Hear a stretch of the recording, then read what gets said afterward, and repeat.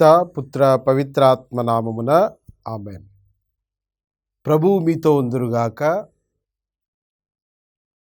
పునీత మత్తయి గారు రాసిన పవిత్ర సువిశేషంలోని భాగము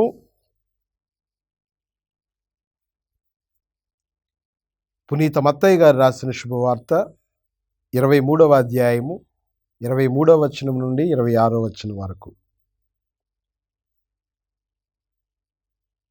అయ్యో మోసగాండ్రైన ధర్మశాస్త్ర బోధకులారా, పరిసయ్యులారా, మీరు పుదీనా, సదాప, జీలకర్ర మొదలగు వానిలో కూడా 10వ వంతులు చెల్లించుచున్నారు. కానీ ధర్మశాస్త్రమునందలి అతి ప్రధానమైన న్యాయమును, కృపను, సత్యసంధతను నిర్లక్ష్యము చేయుచున్నారు. వానిని చెల్లింపవలసినదే, కానీ వీనిని ఏమాత్రము ఏమనరాదు.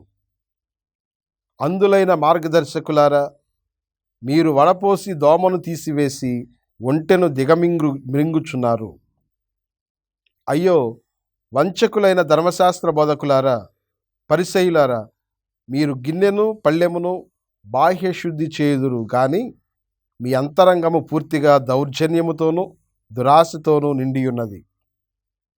గ్రుడ్డి పరిసయ్యుడా, గిన్నెయు పళ్ళెమును వెలుపల కూడా శుద్ధి అగునట్లు ముందు వాని లోపల శుద్ధి చేయుము. ఇది క్రీస్తు ప్రభుని సువిశేషము. క్రీస్తువా మీకు స్తుతి కలుగునుగాక.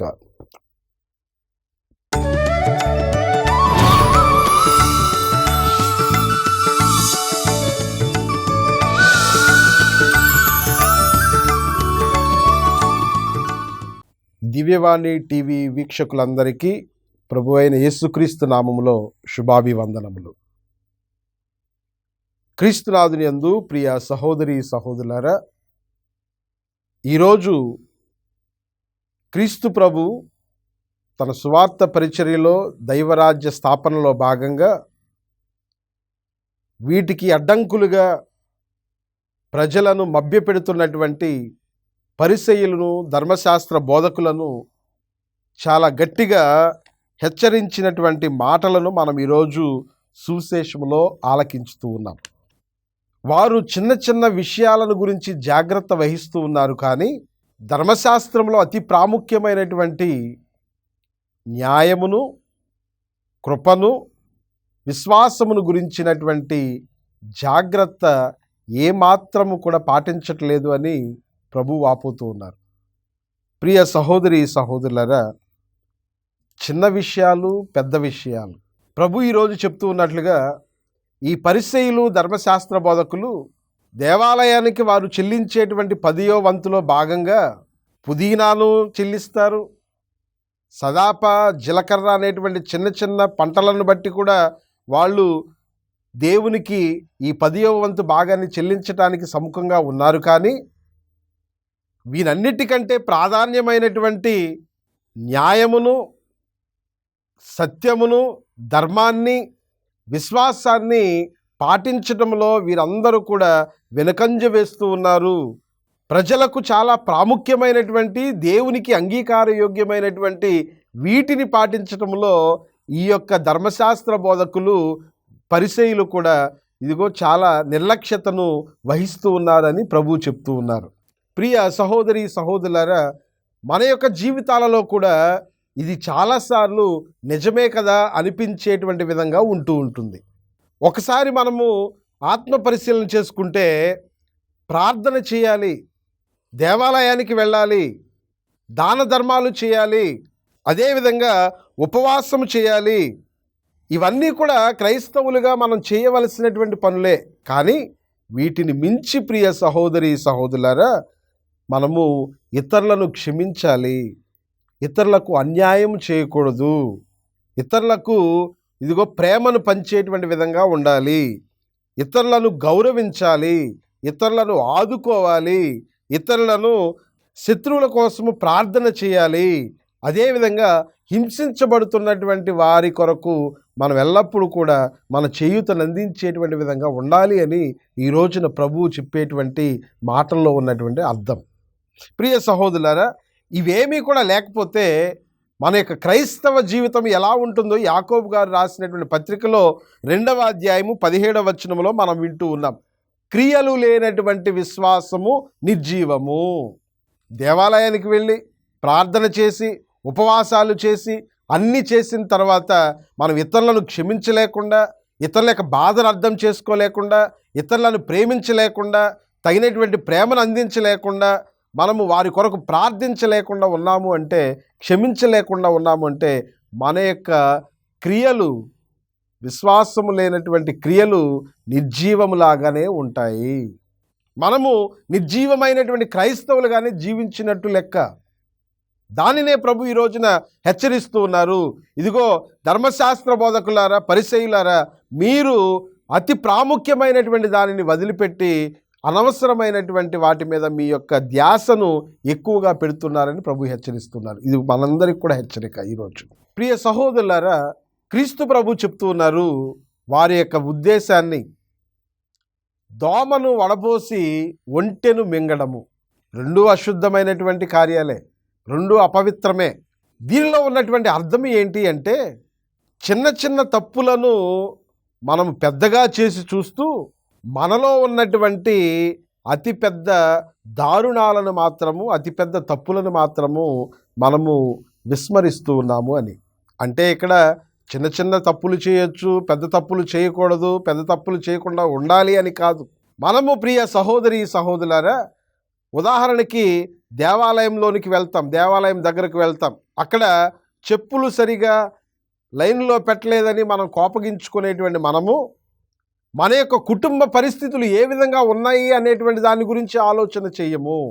గుడిలో చిన్న ప్రార్థన తప్పుగా జరిగింది అని విమర్శించేటువంటి మనము, మాట్లాడేటువంటి మనము, మన యొక్క కుటుంబంలో ప్రార్థనా జీవితం ఎలా ఉంది అనేటువంటి దాని గురించి ఎప్పుడు కూడా ఆలోచన చేసేటువంటి స్థితిలో ఉండము.